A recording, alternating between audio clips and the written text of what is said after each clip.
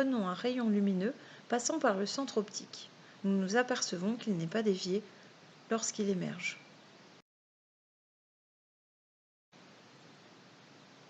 Nous allons pouvoir tracer l'un des rayons particuliers suivants. Un rayon lumineux passant par le centre optique haut n'est pas dévié.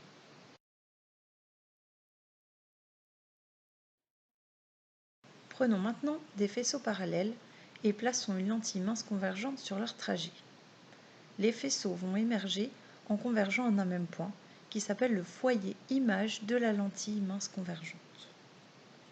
Nous allons pouvoir maintenant remplacer la lentille par une autre lentille toujours convergente, mais de distance focale différente.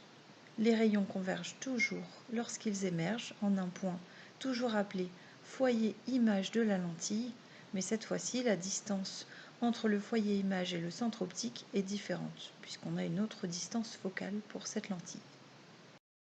Maintenant, réaliser le schéma suivant. Donc, on a des faisceaux qui arrivent parallèles à l'axe optique et qui vont émerger en passant par le foyer image F'.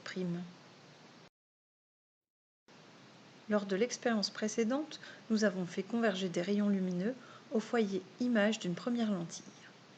Déplaçons une lentille telle que le foyer image de la première lentille soit situé au niveau du foyer objet de la deuxième lentille.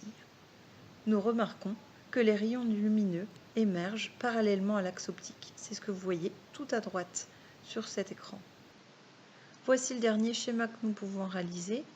Des rayons provenant du foyer objet d'une lentille vont émerger parallèlement à l'axe optique.